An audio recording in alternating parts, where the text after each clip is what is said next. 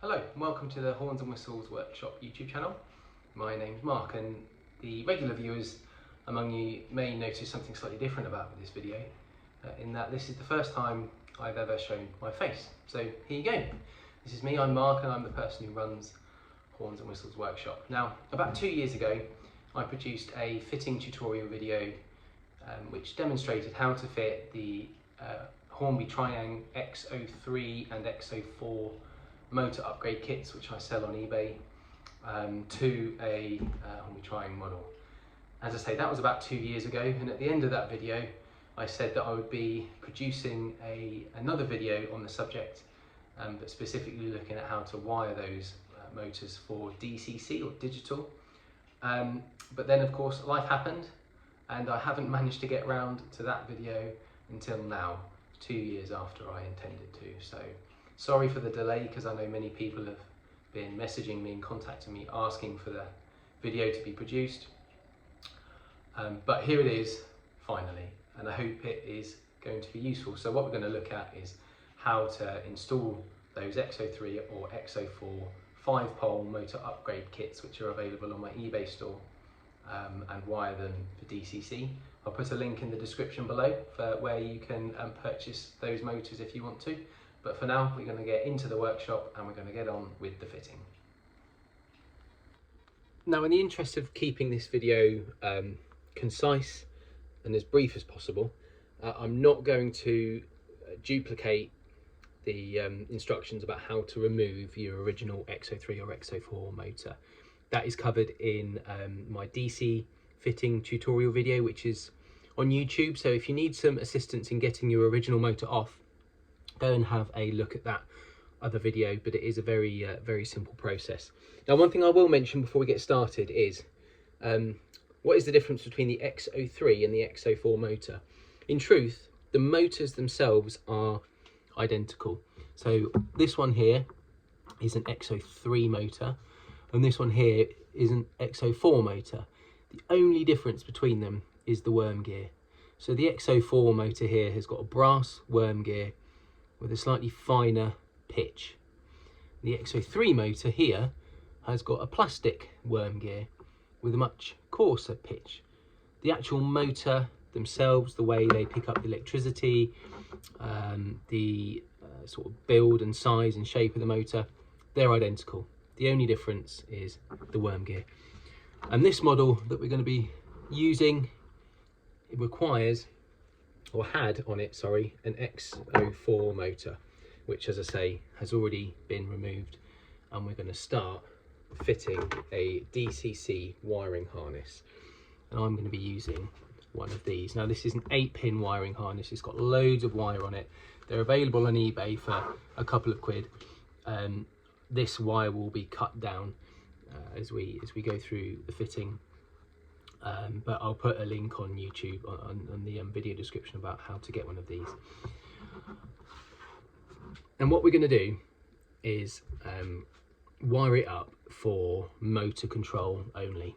So with the 8-pin decoders, only 4 of the pins or wires actually deal with motor control. The red and the black one, which go to the track for your pickup, and the orange and grey, which go to the wire, to the motor, sorry. There's a little rhyme to remember those functions: red and black, track; orange and grey, the other way. I'm not going to need the white, the blue, the yellow or the green, because I'm not going to be putting lighting or anything like that on this model. I'm just going to be wiring the motor for DCC. So what I'm going to do is I'm going to completely remove the yellow, blue, green and white wires. If you are contemplating having lighting, smoke box flicker, anything like that, don't get rid of those wires. You will need them to install your lighting, but obviously you will need to shorten them to make sure they're going to fit. So I'm just going to go and tidy up these wires and get rid of what I don't need.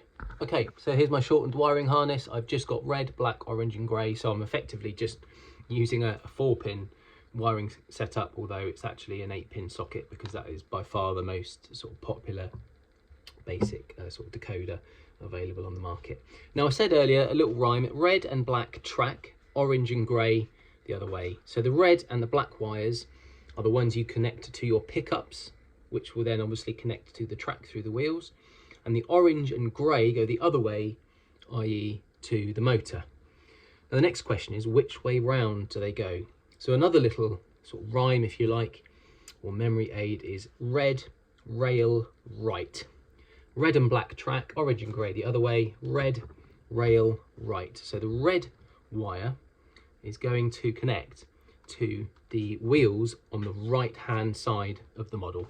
So the front of the model is here, and if it's travelling forwards it's going in that direction. So the ones, the wheels on the right rather, are the ones closest to you.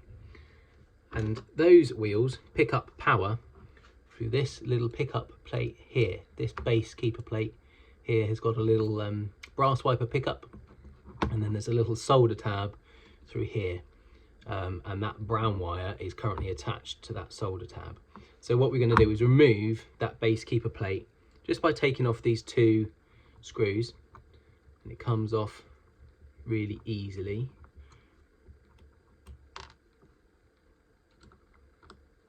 Try not to get my hand in the way of what I'm doing.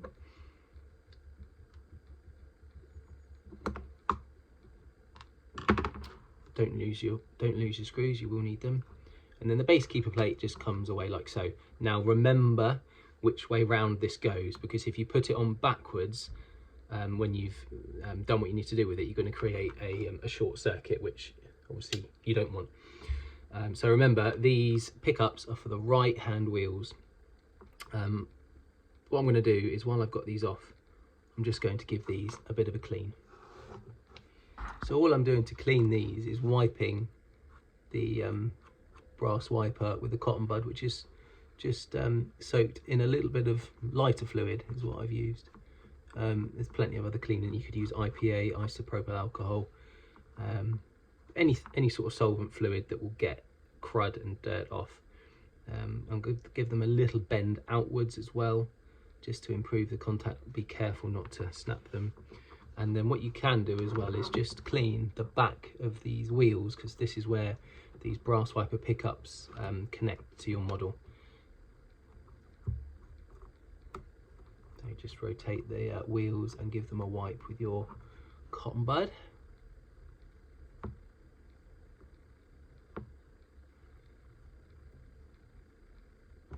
Okay, so that is that's done. So I need to now remove this brown wire and then connect the red wire. But what I'm going to have to do is thread the red wire through the hole in the chassis, because I of course need this socket to be sort of somewhere around here, so I can plug in a decoder, etc. So, and this red wire is going to have to come through here to connect to that little pickup. So I need to have that wire threaded through that hole in the chassis before I solder it to my my pickup. And what I can do is shorten the red wire while I'm at it as well, because it gives me an idea of how long I need it to be, so I can actually take sort of a decent chunk of that red wire off.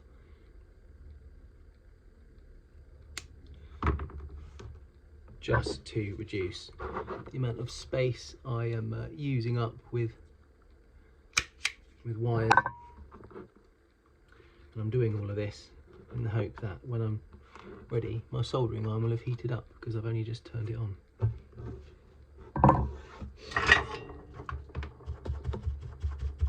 Right, so let's see if we are hot enough to solder. Yes, we are. So I'm going to remove this brown wire. We don't need that at all anymore. So just wipe that off. That can go in the bin. And then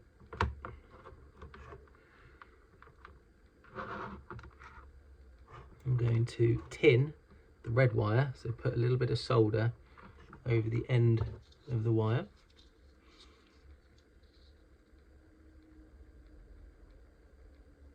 Like that. I've already got a decent amount of solder. I'll put a bit more solder on this brass wiper here, so that's nicely tinned. So now I just need to solder the red wire to that brass strip. It's going to be a little bit fiddly because it's quite small. But we'll give it.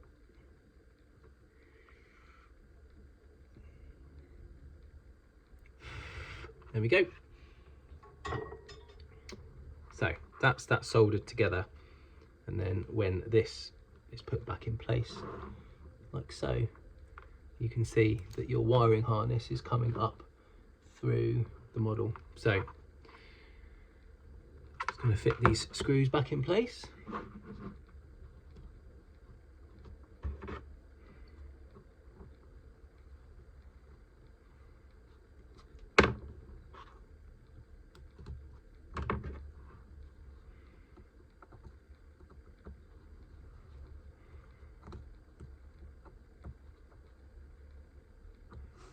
There you go. So that is the red wire attached to the pickup for the right hand rail. So here I have my replacement motor, which is the 5-pole X04 replacement, and I need to next solder the 2 wires to the motor terminals, which are the orange and the grey. The orange one needs to be soldered to this terminal at the top of the motor, and the grey one goes to this terminal at the bottom of the motor. We'll deal with the grey one first. And I'm just going to bring in a rather dusty little helping hand here. So in order to solder these wires to the motor, I'm just going to rotate the motor slightly in the bracket, like so. And you'll see each terminal has got a little tab here, and that tab has got a hole in it. It's a bit fiddly, but what I'm going to try and do is feed the wire through the hole in that tab to solder, rather than soldering directly onto here, which is what I previously advised to do. But there have been a few issues with solder running through this little hole in the center and jamming up motors. So we're going to use this little tab that sticks out here to attach our wire to, and this is the bottom terminal, or the positive terminal, and we're going to attach the grey wire. But that grey wire does need to be fed through here, because it needs to come out of the back of the motor. So I'm going to feed it through, get it to come out, he says. Come on.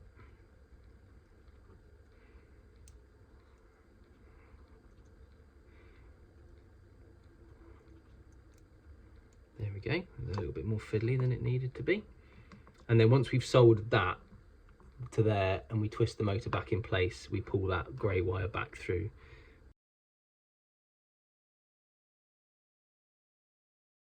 So I'm just going to strip that wire again. Stripped a fair bit there, so I've got enough to play with to feed it through that little hole. You can bend that tab out if you need to create yourself a little bit of wiggle room to feed the wire through, and then that wire goes through that hole, and then bend it over back on itself, and then we can apply some solder to that.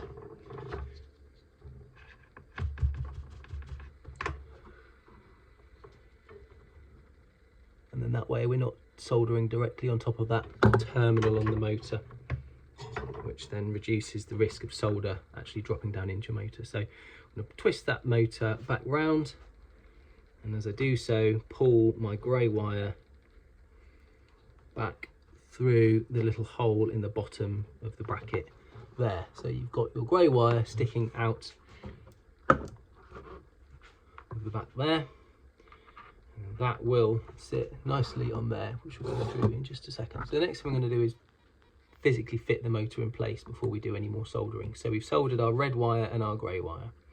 Now on the right hand side of the motor bracket, you'll see there's a little groove here. Now that groove is designed to allow your wire, your red wire, to come up through the chassis without getting caught. So you're going to put your motor onto your chassis, ensuring that little red wire there is in that sort of groove, if you like, so it's not getting caught up or preventing anything going on. And you need to give your, tell you what, it would help if I had removed this screw here.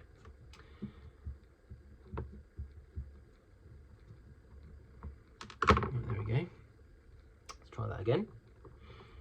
And then you're going to need to give your motor a bit of a wiggle, bit of a push, and it will go on to your chassis. This one is a tight one.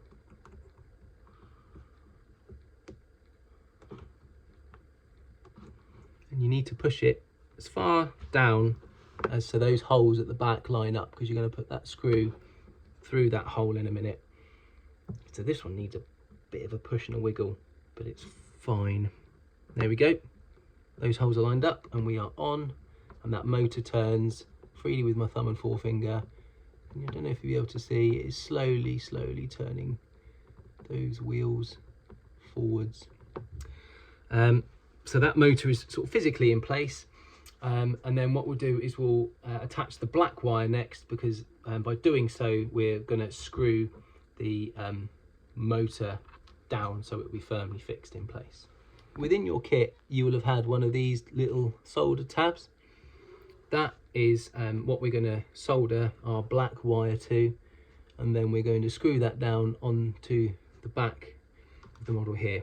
So again, I'm just going to strip my black wire, strip just under 1 centimetre or so, and then I'm just going to put the wire through the small hole in this solder tab, and then bend it over, maybe give it a little twist,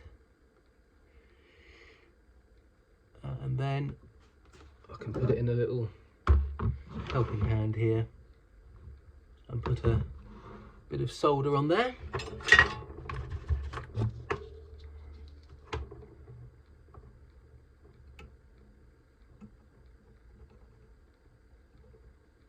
There we go.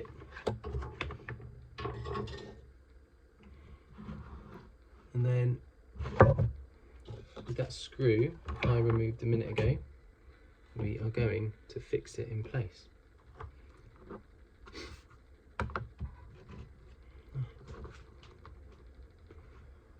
So that just sits on top of that hole at the back of the bracket, and the screw goes through it and through the bracket, and then that will screw down into the chassis.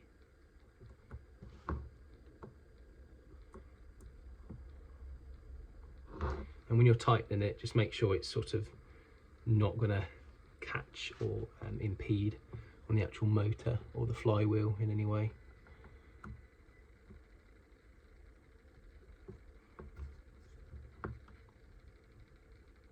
Right, there we go. Right, only one more wire to attach, which is your orange motor wire, which I'm sure you've probably guessed by now is going to attach to this top terminal of the motor, the negative terminal. And again, we're going to use this little tab that sticks out, that's got a little hole in it, which I've already sort of bent up a little bit anyway, just to allow easier access to that hole. And we're going to feed some stripped back orange wire, which I can afford to shorten quite a bit, through that hole, and then solder it in place. So I'll just start by shortening.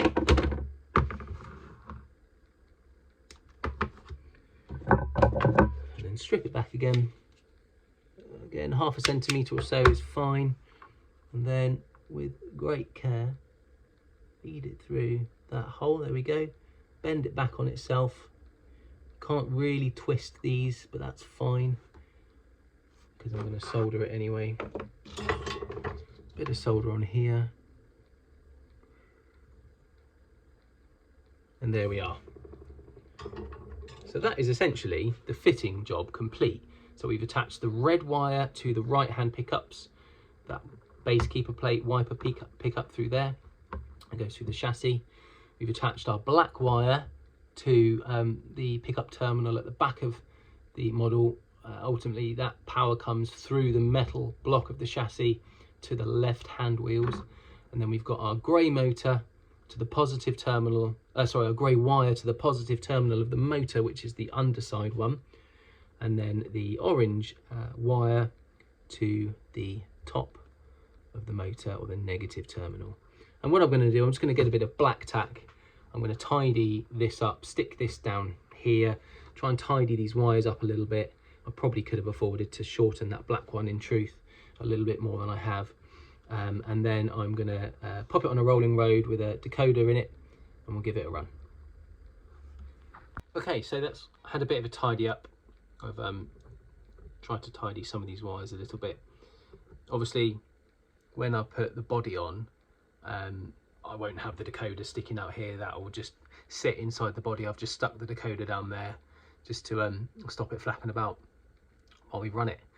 And you'll just have to use a bit of trial and error really to get your locomotive body shell on with all of these extra bits of wiring and stuff. But for most of them, it should fit. The eagle-eyed among you might have noticed that this is actually a different locomotive chassis, because it's got a little weight block here, which the one I had been using thus far didn't have. I had to do a very quick swap, because when I went to test that other chassis, I found that there was a massive issue with one of the axles being bent and it ran horribly. So I just whipped it off that chassis and put it on this other 0601. But yeah, most locomotive bodies would have enough room for the decoder. The other thing you could do to save space is, rather than use an 8-pin wiring harness, is just directly wire your decoder to your locomotive. So you'd cut the 8-pin plug off and then just directly wire the orange, grey, black and red wires from the decoder directly to the locomotive. That will save you a lot of space. So this, let me get my DCC controller. We're just on the default address of number 3. And both of my crocodile clips have popped off camera, which is very annoying, so bear with me. Right, there we go. So address number 3, let's give it a run.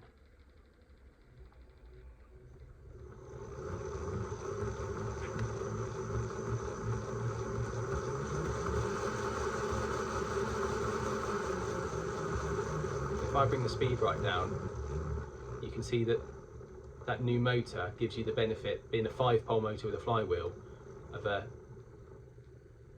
really nice sort of crawling speed, which most of the original X03, X04 motors wouldn't have been capable of, being 3-pole motors and not having a flywheel. So using one of these motor upgrades gives you the ability not only to have your locomotive running much smoother than it would have been previously been capable of, but also converting it to DCC. And as you can see, that runs really well.